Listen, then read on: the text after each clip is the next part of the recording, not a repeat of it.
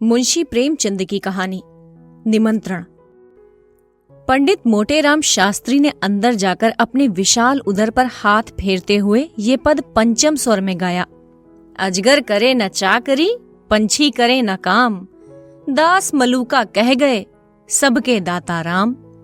सोना ने प्रफुल्लित होकर पूछा, कोई मीठी ताजी खबर है क्या? शास्त्री जी ने पैंतरे बदल कर कहा, मार लिया आज, ऐसा ताक कर मारा कि चारों खाने चित्त। सारे घर का न्योता है, सारे घर का। वो बढ़ बढ़ कर हाथ मारूंगा कि देखने वाले दंग रह जाएंगे। उधर महाराज अभी से अधीर हो रहे हैं। सोना ने कहा, कहीं पहले की भांति अब की धोखा ना हो, पक्का पोढ़ा कर लिया है ना? मोटेराम ने मूछें ऐंठते हुए कहा, ऐसा असगुन मुंह से न निकालो।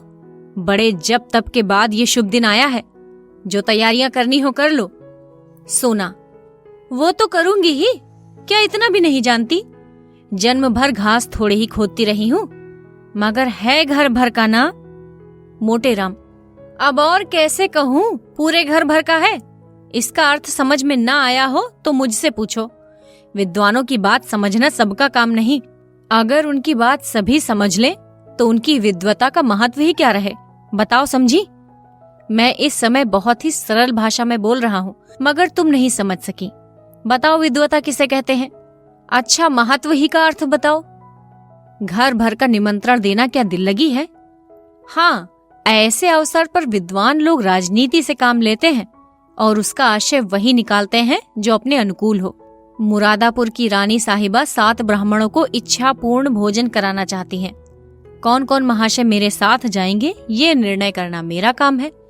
अलगू शास्त्री, बेनी शास्त्री, छेदी राम शास्त्री, भवानी राम शास्त्री, फेकू राम शास्त्री आदि जब इतने आदमी अपने ही घर में हैं, तब बाहर कौन ब्राह्मणों को खोजने जाए?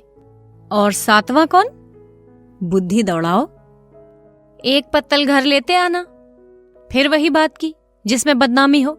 छी छी, पत्तल घर लाऊं, उस पत्तल में वो स्वाद कहाँ जो जजमान के घर बैठकर भोजन करने में है। सुनो, 7वें महाशय हैं पंडित सोनाराम शास्त्री। चलो, दिल लगी करते हो, भला मैं कैसे जाऊंगी? ऐसे ही कठिन अवसरों पर तो विद्या की आवश्यकता पड़ती है। विद्वान आदमी अवसर को अपना सेवक बना देता है, मूर्ख भाग्य को रोता है। परिधान का अर्थ समझती हो? परिधान पहनावे को कहते हैं। इसी साड़ी को मेरी तरह बांध लो, मेरी मिर्जई पहन लो, ऊपर से चादर ओढ़ लो, पगड़ी मैं बांध दूंगा, फिर कौन पहचान सकता है? मुझे तो लाज लगेगी। तुम्हें करना ही क्या है, बातें तो हम करेंगे। सोना ने मन ही मन आने वाले पदार्थों का आनंद लेकर कहा, बड़ा मजा होगा। बस अब विलंब ना करो, तैयारी करो, चलो। कितनी फंकी बना लूं, ये मैं नहीं जानता। बस यही आदर्श सामने रखो कि अधिक से अधिक लाभ हो। सहसा सोना देवी को एक बात याद आ गई। बोली, अच्छा, इन बिछुओं का क्या करूंगी? मोटेराम ने त्योरी चढ़ाकर कहा, इन्हें उतार कर रख देना, और क्या करोगी? हाँ जी, क्यों नहीं, उतार कर रख क्यों दूंगी? तो क्या तुम्हारे बिछुए पहनने से ही मैं जी रहा हूँ? जीता हूँ पौष्टिक पदार्थों के सेवन से, तुम्हारे बिछुओं के पुण्य से नहीं जीता। नहीं जी, मैं बिछुए न उतारूंगी। मोटेराम ने सोच कर कहा, अच्छा, पहने चलो, कोई हानि नहीं। गोवर्धन धारी ये बाधा भी हर लेंगे। बस पाँव में बहुत से कपड़े लपेट लेना, मैं कह दूंगा इन पंडित जी को फीलपा हो गया है। कैसी सूझी? पंडिताइन ने पतिदेव को प्रशंसा सूचक नेत्रों से देखकर कहा, जन्म भर पढ़ा नहीं है? संध्या समय पंडित जी ने 5 पुत्रों को बुलाया और उपदेश देने लगे। पुत्रों, कोई काम करने से पहले खूब सोच समझ लेना चाहिए कि कैसे क्या होगा। मान लो रानी साहिबा ने तुम लोगों का पता ठिकाना पूछना आरंभ किया, तो तुम लोग क्या उत्तर दोगे? ये तो महान मूर्खता होगी कि तुम सब मेरा नाम लो। सोचो कितने कलंक और लज्जा की बात होगी कि मुझ जैसा विद्वान केवल भोजन के लिए इतना बड़ा कुचक्र रचे। इसलिए तुम सब थोड़ी देर के लिए भूल जाओ कि मेरे पुत्र हो। कोई मेरा नाम ना बतलाए। संसार में नामों की कमी नहीं है। कोई अच्छा सा नाम चुनकर बता देना। पिता का नाम बदल लेने से कोई गाली नहीं लगती, ये कोई अपराध नहीं। अलगू, आप ही बता दीजिए, मोटेराम: अच्छी बात है, बहुत अच्छी बात है। हाँ, इतने महत्व का काम मुझे स्वयं करना चाहिए। अच्छा सुनो, अलगू राम के पिता का नाम है पंडित केशव पांडे, खूब याद कर लो। बेनी राम के पिता का नाम पंडित मंगरू ओझा, खूब याद रखना। छेदी राम के पिता हैं पंडित दमड़ी तिवारी, भूलना नहीं। भवानी, तुम गंगू पांडे बताना, खूब याद कर लो। अब रहे फेकू राम, तुम बेटा बतलाना सेतु राम पाठक। हो गया नामकरण? अच्छा, अब मैं परीक्षा लूंगा, होशियार रहना। बोलो अलगू, तुम्हारे पिता का क्या नाम है? अलगू: पंडित केशव पांडे। बेनीराम, तुम बताओ। दमड़ी तिवारी। छेदीराम: ये तो मेरे पिता का नाम है। बेनीराम: तो मैं भूल गया। मोटेराम: भूल गए? पंडित के पुत्र होकर तुम एक नाम भी नहीं याद रख सकते? बड़े दुख की बात है। मुझे 5 नाम याद हैं, तुम्हें एक नाम भी याद नहीं। सुनो, तुम्हारे पिता का नाम है पंडित मंगरू ओझा। पंडित जी लड़कों की परीक्षा ले ही रहे थे कि उनके परम मित्र पंडित चिंतामणि ने द्वार पर आकर आवाज दी। पंडित मोटेराम ऐसे घबराए कि सिर पैर की सुधि न रही। लड़कों को भगाना ही चाहते थे कि चिंतामणि अंदर चले आए। दोनों सज्जनों में बचपन से गाढ़ी मैत्री थी। दोनों बहुधा साथ साथ भोजन करने जाया करते थे, और यदि पंडित मोटेराम अव्वल रहते तो पंडित चिंतामणि के द्वितीय पर में कोई बाधक न हो सकता था। पर आज मोटेराम जी अपने मित्र को साथ नहीं ले जाना चाहते थे। उनको साथ ले जाना अपने घर वालों में से किसी एक को छोड़ देना था, और इतना महान आत्मत्याग करने के लिए वो तैयार न थे। चिंतामणि ने यह समारोह देखा तो प्रसन्न होकर बोले, क्यों भाई, अकेले ही अकेले? मालूम होता है आज कहीं गहरा हाथ मरा है। मोटेराम ने मुंह लटकाकर कहा, कैसी बातें करते हो मित्र, ऐसा तो कभी नहीं हुआ कि मुझे अवसर मिला हो और तुम्हें सूचना न दी हो। कदाचित कुछ समय ही बदल गया, या किसी ग्रह का फेर है। कोई झूठे भी नहीं बुलाता।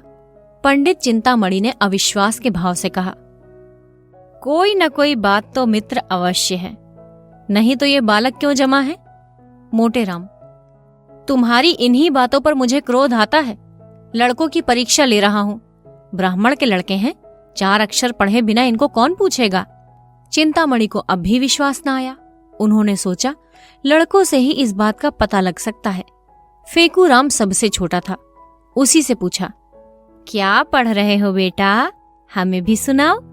मोटेराम ने फेकू राम को बोलने का अवसर न दिया, डरे कि ये तो सारा भंडा ही फोड़ देगा। फिर बोले, अभी ये क्या पढ़ेगा, दिन भर खेलता है। फेकू राम इतना बड़ा अपराध अपने नन्हे सिर पर क्यों लेता? बाल सुलभ गर्व से बोला, हमको याद है पंडित सेतुराम पाठक, ये याद भी कर ले, इस पर भी कहते हैं हरदम खेला करता है। ये कहते हुए उसने रोना शुरू कर दिया। चिंतामणि ने बालक को गले लगा लिया और बोले, नहीं बेटा, तुमने पाठ याद सुना दिया है, तुम खूब पढ़ते हो। ये सेतुराम पाठक कौन है बेटा? मोटेराम ने बिगड़ कर कहा, तुम भी लड़कों की बातों में आ जाते हो, सुन लिया होगा किसी का नाम, जा बाहर जाके खेल। चिंतामणि अपने मित्र की घबराहट देखकर समझ गए कि कोई न कोई रहस्य अवश्य है। बहुत दिमाग पड़ाने पर भी सेतुराम पाठक का आशय उनकी समझ में न आया। अपने परम मित्र की इस कुटिलता पर मन में दुखित होकर बोले, अच्छा, आप पाठ पढ़ाइए और परीक्षा लीजिए, मैं जाता हूँ। तुम इतने स्वार्थी हो, इसका मुझे गुमान तक न था। आज तुम्हारी मित्रता की परीक्षा हो गई। पंडित चिंतामणि बाहर चले गए। मोटेराम जी के पास उन्हें मनाने का समय ना था। फिर परीक्षा लेने लगे। सोना ने कहा, मना लो, रूठे जाते हैं, फिर परीक्षा लेना। मोटेराम: जब कोई काम पड़ेगा मना लूंगा, निमंत्रण की सूचना पाते ही इनका सारा क्रोध शांत हो जाएगा। हाँ भवानी, तुम्हारे पिता का क्या नाम है बोलो। भवानी: गंगू पांडे। मोटेराम: और तुम्हारे पिता का नाम फेकू? फेकू राम: बता तो दिया, उस पर कहते हो पढ़ता नहीं। हमें भी बता दो, सेतुराम पाठक तो है। मोटेराम: बहुत ठीक, हमारा लड़का बड़ा राजा है, आज तुम्हें अपने साथ बैठाएंगे और सबसे अच्छा माल तुम ही को खिलाएंगे। सोना: हमें भी कोई नाम बता दो। मोटे राम ने रसिकता से मुस्कुरा कर कहा, तुम्हारा नाम है पंडित मोहन स्वरूप सुकुल। सोना देवी ने लजाकर सिर झुका लिया। सोना देवी तो लड़कों को कपड़े पहनाने लगी। उधर फेंकू आनंद की उमंग में घर से बाहर निकला। पंडित चिंतामणि रूठ कर तो चले गए, पर कुतूहलवश अभी द्वार पर दुबके खड़े थे। जिन बातों की भनक इतनी देर में पड़ी, उससे ये ज्ञात हो गया कि कहीं निमंत्रण है, पर कहाँ है, कौन कौन से लोग निमंत्रित हैं, ये ज्ञात न हुआ। इतने में फेंकू बाहर निकला तो उन्होंने उसे गोद में उठा लिया और बोले, कहाँ न्योता है बेटा? अपनी जान में तो उन्होंने बहुत धीरे से पूछा था, पर न जाने कैसे पंडित मोटे राम के कान में भनक पड़ गई। तुरंत बाहर निकल आए। देखा तो चिंतामणि जी फेंकू को गोद में लिए कुछ पूछ रहे थे। लपक कर लड़के का हाथ पकड़ लिया और चाहा कि उसे अपने मित्र की गोद से छीन ले, मगर चिंतामणि जी को अभी तक प्रश्न का उत्तर न मिला था। अतएव लड़के का हाथ पकड़कर उसे लिए हुए अपने घर की ओर भागे। मोटे राम भी ये कहते हुए उनके पीछे दौड़े, अरे उसे क्यों लिए जाते हो, धूर्त कहीं का, दुष्ट! चिंतामणि, मैं कह देता हूँ इसका नतीजा अच्छा न होगा। फिर कभी किसी निमंत्रण में न ले जाऊंगा। भला चाहते हो तो उसे उतार दो। मगर चिंतामणि ने एक न सुनी, भागते ही चले गए। उनकी देह अभी संभाल के बाहर न हुई थी, दौड़ सकते थे, मगर मोटे राम को एक एक पग आगे बढ़ाना दुस्तर हो रहा था। भैंसे की भांति हाफते थे और नाना प्रकार के विशेषणों का प्रयोग करते दुल की चाल से चले जाते थे। और यद्यपि प्रतिक्षण अंतर बढ़ता जाता था और पीछा न छोड़ते थे। अच्छी घुड़दौड़ थी। नगर के दो महात्मा दौड़ते हुए जान पड़ते थे, मानो दो गैंडे चिड़ियाघर से भाग आए हों। सैकड़ों आदमी तमाशा देखने लगे। कितने ही बालक उनके पीछे तालियां बजाते हुए दौड़े। कदाचित ये दौड़ पंडित चिंतामणि के घर पर ही समाप्त होती, पर पंडित मोटे राम धोती की ढीली हो जाने के कारण उलझकर गिर पड़े। चिंतामणि ने पीछे फिरकर ये दृश्य देखा तो रुक गए और फेंकूराम से पूछा, क्यों बेटा, कहाँ न्योता है? फेंकूराम, बता दे तो हमें मिठाई दोगे ना? हाँ दूंगा, बताओ। रानी के यहाँ। कहाँ की रानी? ये मैं नहीं जानता, कोई बड़ी रानी है। नगर में कई बड़ी बड़ी रानियां थीं। पंडित जी ने सोचा सभी रानियों के द्वार पर चक्कर लगाऊंगा। जहाँ भोज होगा वहाँ कुछ भीड़ भाड़ होगी ही, पता चल जाएगा। ये निश्चय करके वो लौटे। सहानुभूति प्रकट करने में अब कोई बाधा न थी। मोटे राम जी के पास आए तो देखा वे पड़े कराह रहे हैं, उठने का नाम नहीं लेते। घबरा कर पूछा, कैसे गिर पड़े मित्र? यहाँ कहीं गड्ढा भी तो नहीं है? मोटे राम, तुम्हें क्या मतलब? तुम लड़के को ले जाओ, जो कुछ पूछना चाहते हो पूछो। चिंतामणि, मैं ये कपट व्यवहार नहीं करता। दिल लगी की थी, तुम बुरा मान गए। ले, राम का नाम लेकर उठकर बैठ जा। मैं सच कहता हूं, मैंने कुछ नहीं पूछा। चल झूठा, जनेऊ हाथ में लेकर कहता हूं, तुम्हारी शपथ का विश्वास नहीं। तुम मुझे इतना धूर्त समझते हो? इससे कहीं अधिक।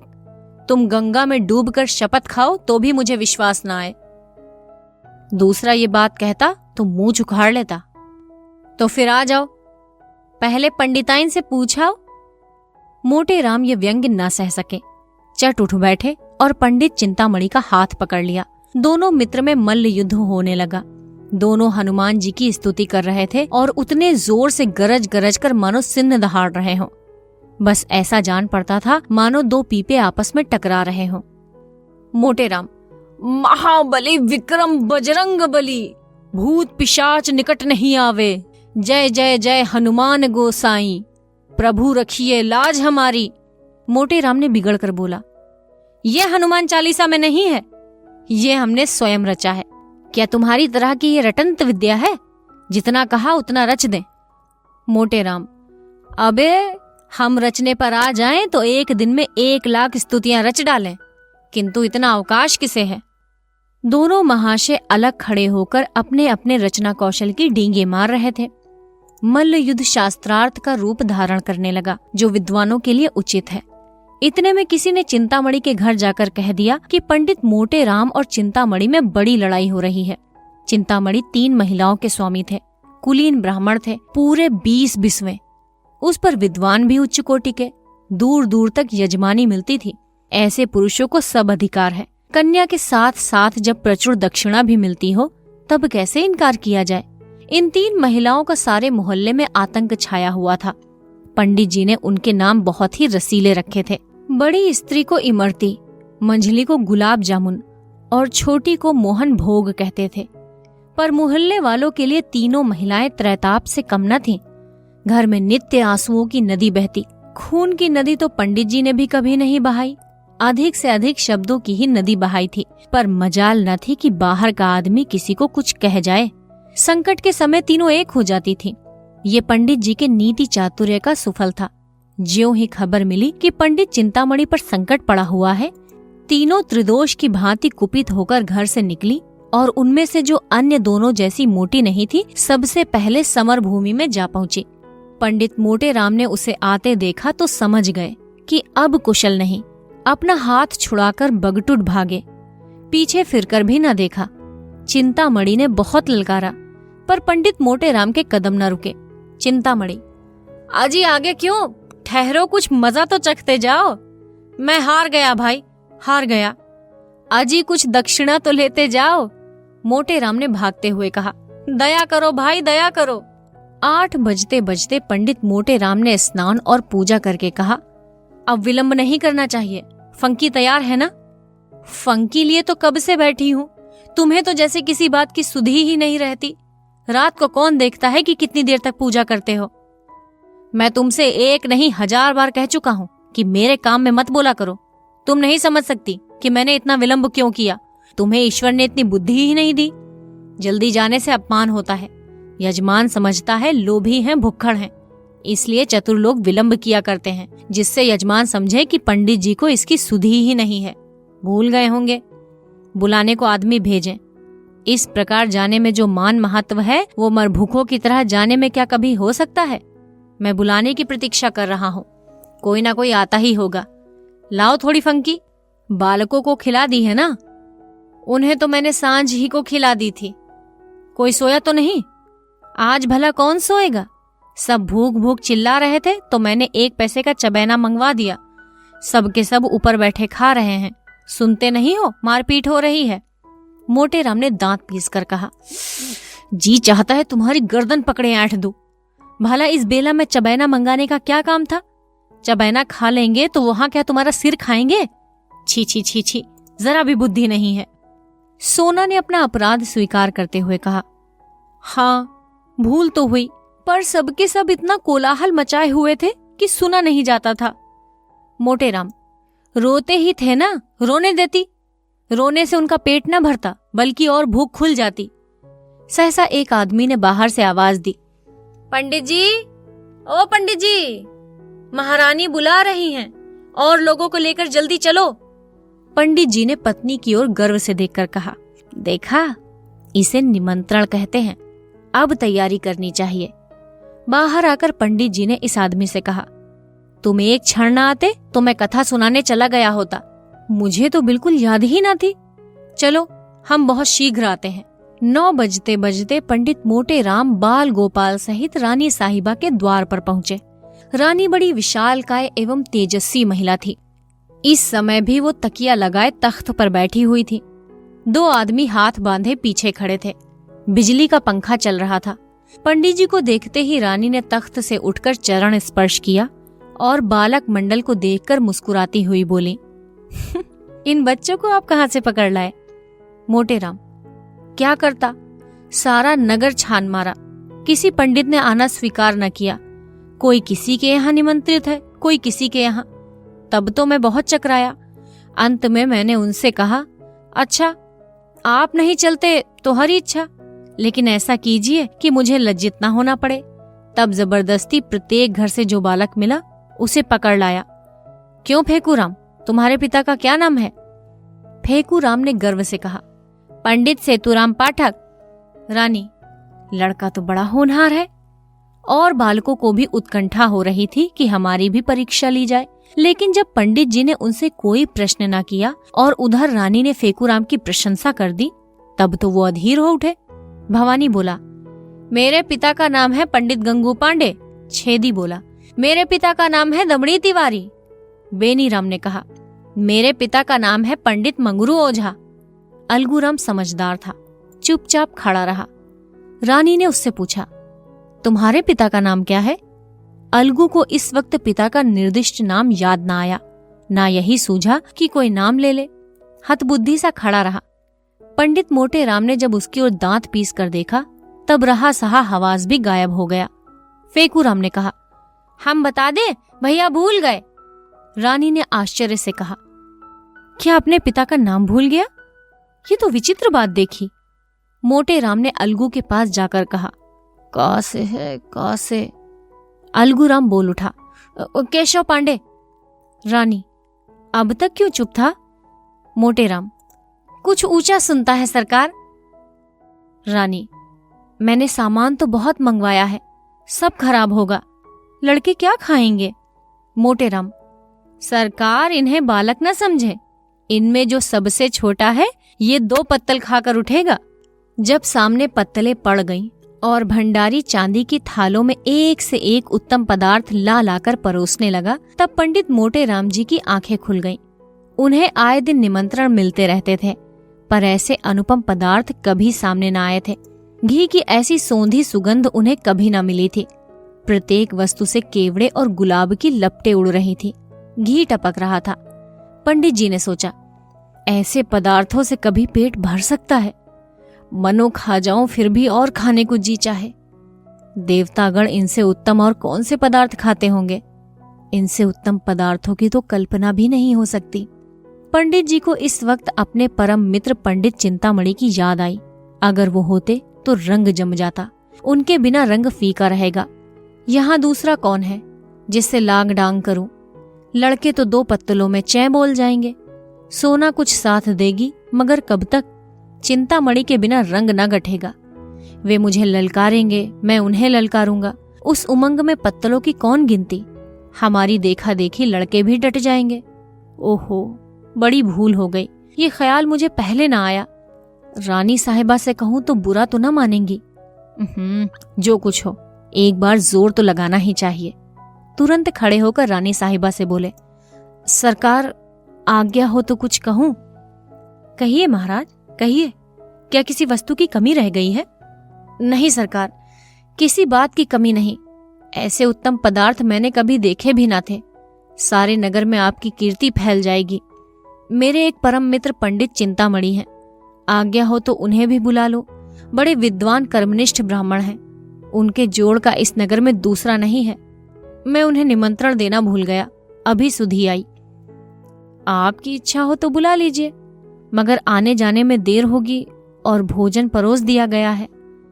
मैं अभी आता हूँ सरकार, दौड़ता हुआ जाऊंगा। मेरी मोटर ले लीजिए।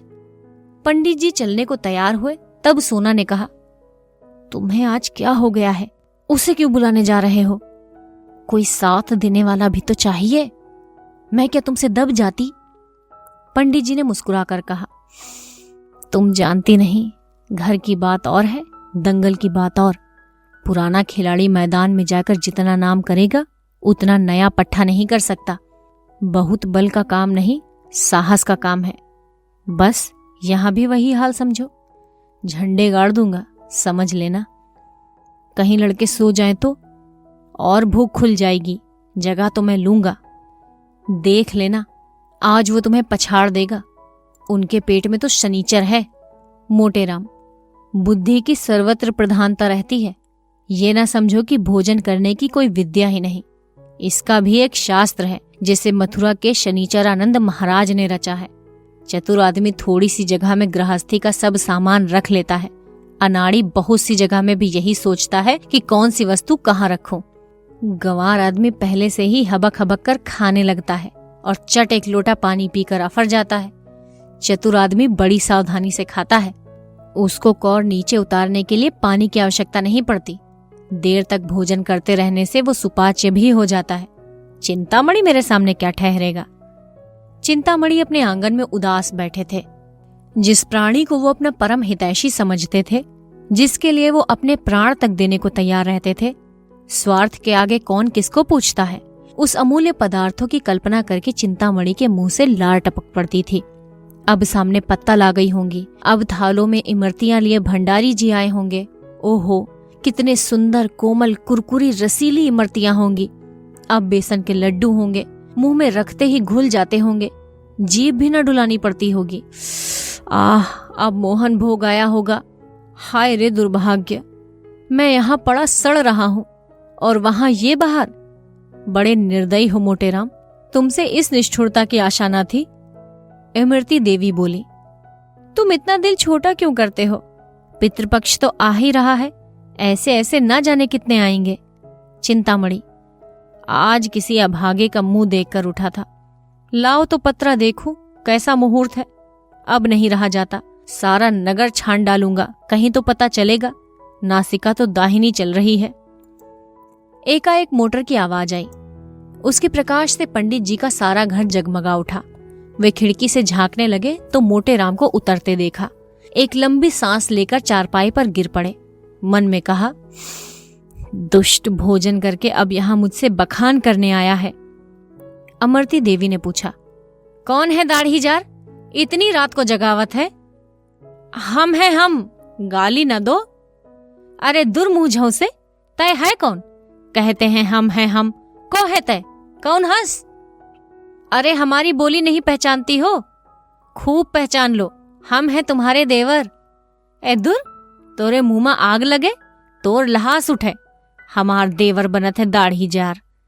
अरे हम हैं मोटेराम शास्त्री, क्या इतना भी नहीं पहचानती? चिंतामणि घर में है? इमरती देवी ने किवाड़ खोल दिया और तिरस्कार भाव से बोली, अरे तुम थे तो नाम क्यों नहीं बताते थे? जब इतनी गालियां खा ली तो निकला। क्या है? क्या? कुछ नहीं, चिंतामणि को शुभ संवाद देने आया हूं। रानी साहिबा ने उन्हें याद किया है। भोजन के बाद बुलाकर क्या करेंगी? अभी भोजन कहाँ हुआ है? मैंने जब इनकी विद्या की, कर्मनिष्ठा की, सद्विचार की प्रशंसा की तब मुग्ध हो गई। मुझसे कहा कि उन्हें मोटर पर लाओ। क्या सो गए? चिंतामणि चारपाई पर पड़े पड़े सुन रहे थे। जी में आता था चलकर मोटेराम के चरणों पर गिर पड़ूं। उनके विषय में अब तक जितने भी कुत्सित विचार उठे थे सब लुप्त हो गए। ग्लानि का आविर्भाव होने लगा। रोने लगे। अरे भाई, आते हो या रोते ही रहोगे? ये कहते हुए मोटेराम उनके सामने जाकर खड़े हो गए। चिंतामणि, तब क्यों न ले गए? जब इतनी दुर्दशा कर ली तब आए। अभी तक पीठ में दर्द हो रहा है। अजी वो तरमाल खिलाऊंगा कि सारा दर्द वर्द भाग जाएगा। तुम्हारे यजमानों को भी ऐसे पदार्थ न हुए होंगे। आज तुम्हें बद कर पछाड़ूंगा। चिंतामणि, तुम बेचारे मुझे क्या पछाड़ोगे? सारे शहर में तो कोई ऐसा माई का लाल दिखाई नहीं देता। हमें शनीचर का इष्ट है। मोटेराम, अजी यहाँ बरसों तपस्या की है। भंडारे का भंडारा साफ कर दे और इच्छा ज्यों की त्यों बनी रहे। बस यही समझ लो कि भोजन करके हम खड़े नहीं रह सकते।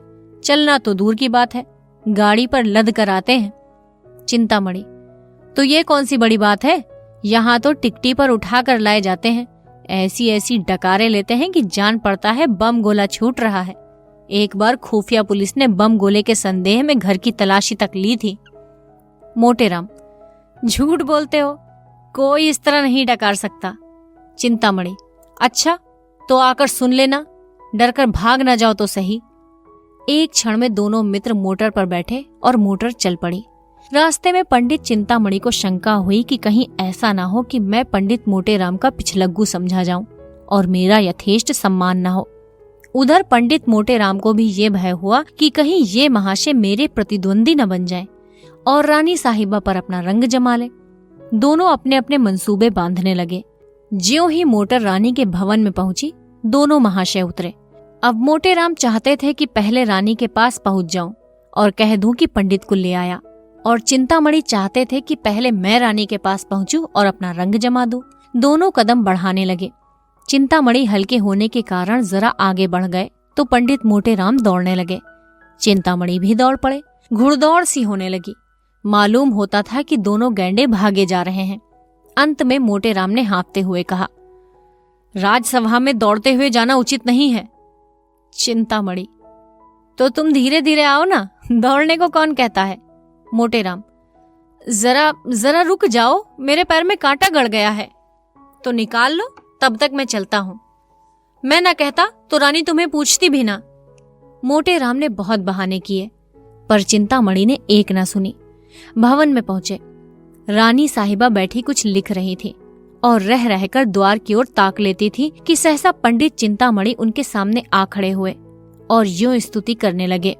हे यशोदे, तू बाल केशव मुरार नामा।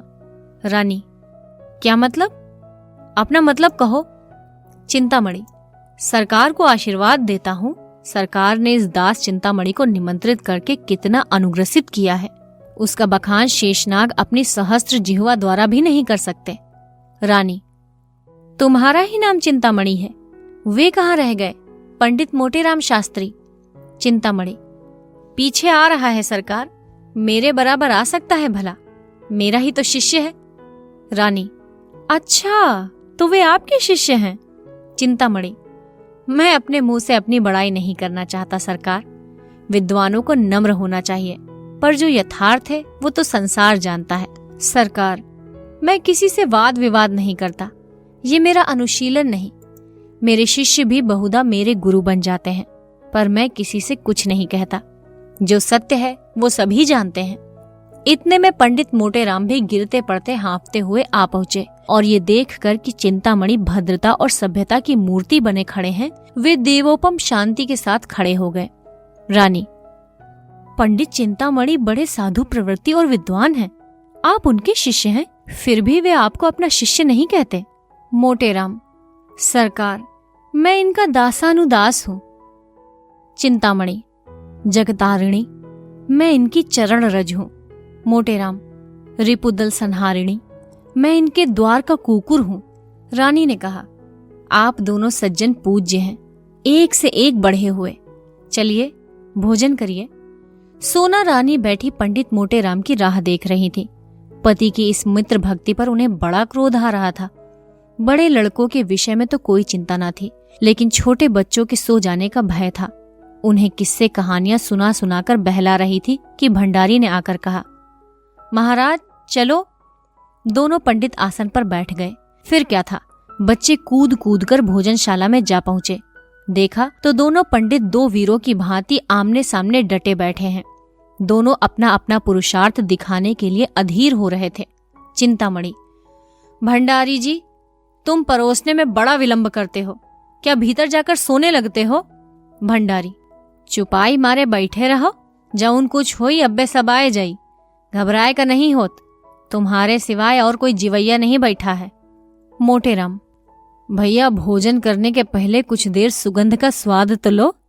चिंतामणि, अजी सुगंध गया चूल्हे में, सुगंध देवता लोग लेते हैं, अपने लोग तो भोजन करते हैं। मोटेराम, धीरज धरो भैया, सब पदार्थ को आ जाने दो, ठाकुर जी का भोग तो लग जाए। चिंतामणि, तो बैठे क्यों हो, तब तक भोग ही लगाओ, एक बाधा तो मिटे, नहीं तो लाओ मैं चटपट भोग लगा दूं, व्यर्थ देरी करोगे। इतने में रानी आ गई। चिंतामणि सावधान हो गए, रामायण की चौपाइयों का पाठ करने लगे। रहा एक दिन अवध अधारा, समुझत मन दुख भयउ अपारा, कौशलेश दशरथ के जाए, हम पितु वचन मानि बन आए, उलटी पलटी लंका कपिजारी, कूद पड़ा तब सिंधु मझारी, जेहि पर जाकर सत्य सनेहु, सो तो ही मिले न कछु संदेहु, जामवंत के वचन सुहाए, सुनि हनुमान हृदय अति भाए। पंडित मोटेराम ने देखा कि चिंतामणि का रंग जमता जाता है, तो वो भी अपनी विद्वता प्रकट करने को व्याकुल हो गए। बहुत दिमाग लड़ाया, पर कोई श्लोक, कोई मंत्र, कोई कविता याद न आई। तब उन्होंने सीधे सीधे राम नाम का पाठ आरंभ कर दिया। राम भज राम भज राम भज रे मन। उन्होंने इतने ऊंचे स्वर से जाप करना शुरू किया कि चिंतामणि को भी अपना स्वर ऊंचा करना पड़ा। मोटेराम और जोर से गरजने लगे। इतने में भंडारी ने आकर कहा, महाराज अब भोग लगाइए। ये सुनकर उनकी प्रतिस्पर्धा का अंत हुआ। भोजन की तैयारी हुई। बाल वृंद सजग हो गया। किसी ने घंटा लिया, किसी ने घड़ियाल, किसी ने शंख, किसी ने करताल, और चिंतामणि ने आरती उठा ली। मोटेराम मन में ऐंठ कर रह गए। रानी के समीप जाने का ये अवसर उनके हाथ से निकल गया। पर यह किसे मालूम था कि विधिवाम उधर कुछ और ही कुटिल क्रीड़ा कर रहा है। आरती समाप्त हो गई थी। भोजन शुरू होने को ही था कि एक कुत्ता ना जाने किधर से आ निकला। पंडित चिंतामणि के हाथ से लड्डू थाल में गिर पड़ा। पंडित मोटेराम अचकचा कर रह गए। सर्वनाश! चिंतामणि ने मोटेराम से इशारे में कहा, अब क्या कहते हो मित्र, कोई उपाय निकालो, यहां तो कमर टूट गई। मोटेराम ने लंबी सांस खींचकर कहा, अब क्या हो सकता है, ये ससुर आया किधर से? रानी पास ही खड़ी थी। उन्होंने कहा, अरे ये कुत्ता किधर से आ गया? ये रोज बंधा रहता था, आज कैसे छूट गया? अब तो रसोई भ्रष्ट हो गई। चिंतामणि, सरकार, आचार्यों ने इस विषय में। मोटेराम, कोई हर्ज नहीं है सरकार, कोई हर्ज नहीं। सोना, भाग्य फूट गया, जोहत जोहत आधी रात बीत गई, तब ई विपत फाट पड़ी। चिंतामणि, सरकार, स्वान के मुख में अमृत। मोटेराम, तो अब आज्ञा हो तो चले। रानी, हाँ और क्या, मुझे बड़ा दुख है कि इस कुत्ते ने आज इतना बड़ा अनर्थ कर डाला। तुम बड़े गुस्ताख हो टॉमी। भंडारी ये पत्तल उठाकर मेहतर को दे दो। चिंतामणि, छाती फटी जाती है। सोना को बालकों पर दया आई। बेचारे इतनी देर देवोपम धैर्य के साथ बैठे थे। बस चलता तो कुत्ते का गला घोंट देती। फिर बोली, लरिकन का तो दोष नहीं परत, इन्हें काहे नहीं खवाए देत को। चिंतामणि, मोटेराम महादुष्ट है, इसकी बुद्धि भ्रष्ट हो गई है। सोना, ऐसे तो विद्वान बने रहा था, अब काहे नहीं बोलत बनत, मुंह में दही जम गवा, जीभा नहीं खुलत है। चिंतामणि, सत्य कहता हूं, रानी को चकमा दे देता, उस दुष्ट के मारे सब खेल बिगड़ गया, सारी अभिलाषाएं मन में रह गई। ऐसे पदार्थ अब कहाँ मिल सकते हैं। सोना, सारी मनुष्यई निकल गई, घरहीन में गर्जे के शेर हैं। रानी ने भंडारी को बुलाकर कहा, इन छोटे छोटे 3 बच्चों को खिला दो, ये बेचारे क्यों भूखों मरे। क्यों फेकूराम, मिठाई खाओगे? फेकूराम, इसीलिए तो आए हैं। कितनी मिठाई खाओगे? बहुत सी, इतनी।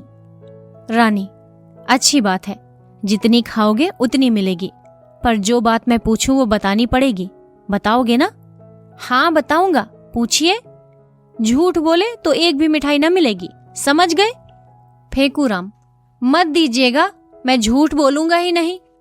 अपने पिता का नाम बताओ। पंडित मोटेराम शास्त्री बोले, बच्चों को हरदम बातें स्मरण नहीं रहती, उसने तो आते ही आते बता दिया था। रानी, मैं फिर पूछती हूँ, इसमें आपकी क्या हानि है? चिंतामणि, नाम पूछने में कोई हर्ज नहीं। मोटेराम, तुम चुप रहो चिंतामणि, नहीं तो ठीक ना होगा। मेरे क्रोध को अभी तुम जानते नहीं, दबा बैठूंगा तो रोते भागोगे। रानी, आप तो व्यर्थ इतनी क्रोध कर रहे हैं। बोलो फेकूराम, चुप क्यों हो गए? फिर मिठाई ना पाओगे। चिंतामणि, महारानी की इतनी दया दृष्टि तुम्हारे ऊपर है, बता दो बेटा।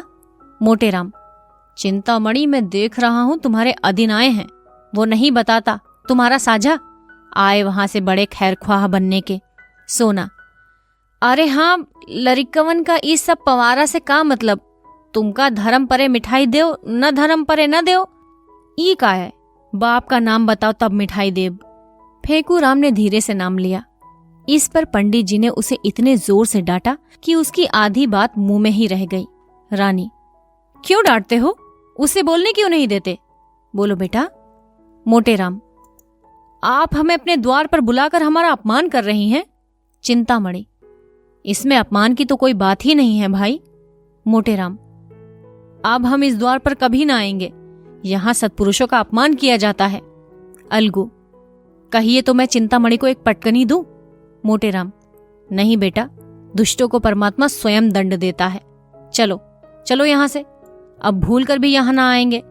खिलाना न पिलाना, द्वार पर बुलाकर ब्राह्मणों का अपमान करना, तभी तो देश में आग लगी हुई है। चिंतामणि, मोटेराम, महारानी के सामने तुम्हें इतनी कटु बातें न करनी चाहिए। मोटेराम, बस चुप ही रहना, नहीं तो सारा क्रोध तुम्हारे सिर हो जाएगा। माता पिता का पता नहीं, ब्राह्मण बनने चले हैं। तुम्हें कौन कहता है ब्राह्मण? चिंतामणि, जो कुछ मन चाहे कह लो, चंद्रमा पर थूकने से थूक अपने ही मुंह पर पड़ता है। जब तुम धर्म का एक लक्षण नहीं जानते, तब तुमसे क्या बातें करूं? ब्राह्मण को धैर्य रखना चाहिए। मोटेराम, पेट के गुलाम हो, ठाकुर सुहाती कर रहे हो कि एक आध पत्तल मिल जाए, यहाँ मर्यादा का पालन करते हैं। चिंतामणि, कह तो दिया भाई कि तुम बड़े मैं छोटा, अब और क्या कहूं? तुम सत्य कहते होगे, मैं ब्राह्मण नहीं शूद्र हूं। रानी, ऐसा न कहिए चिंतामणि जी, इसका बदला ना लिया तो कहना। ये कहते हुए पंडित मोटे राम बालक वृंद के साथ बाहर चले आए और भाग्य को कोसते हुए घर को चले। बार बार पछता रहे थे कि दुष्ट चिंतामणि को क्यों बुला लाया। सोना ने कहा, भंडा फूटत फूटत बच गया, फेकुआ नाम बताए देता। काहे रे, अपने बाप का नाम बताए देते? फेंकू राम, और क्या, वे तो सच सच पूछती थी। मोटे राम, चिंतामणि ने रंग जमा लिया, अब आनंद से भोजन करेगा। सोना, तुम्हारी एक्को विद्या काम ना आई, उतायनबाजी मार लेगा। मोटे राम, मैं तो जानता हूं रानी ने जानबूझकर कुत्ते को बुला लिया। सोना, मैं तो ओकरा मुंह देखते ताड़ गई कि हमका पहचान गई। इधर तो लोग पछताते चले जाते थे, उधर चिंतामणि की 5 उंगलियां घी में थी। आसन मारे भोजन कर रहे थे। रानी अपने हाथों से मिठाइयां परोस रही थी। वार्तालाप भी होता जाता था। रानी, बड़ा धूर्त है, मैं बालकों को देखते ही समझ गई। अपनी स्त्री को भेष बदल कर लाते उसे लज्जा ना आई। चिंतामणि, मुझे कोस रहे होंगे। रानी, मुझसे उड़ने चला था। मैंने भी कहा था, बच्चा तुमको ऐसी शिक्षा दूंगी कि उम्र भर याद करोगे। टॉमी को बुला लिया। चिंतामणि, सरकार की बुद्धि धन्य है। मुंशी प्रेमचंद की कहानी निमंत्रण। कथावाचक सोनम।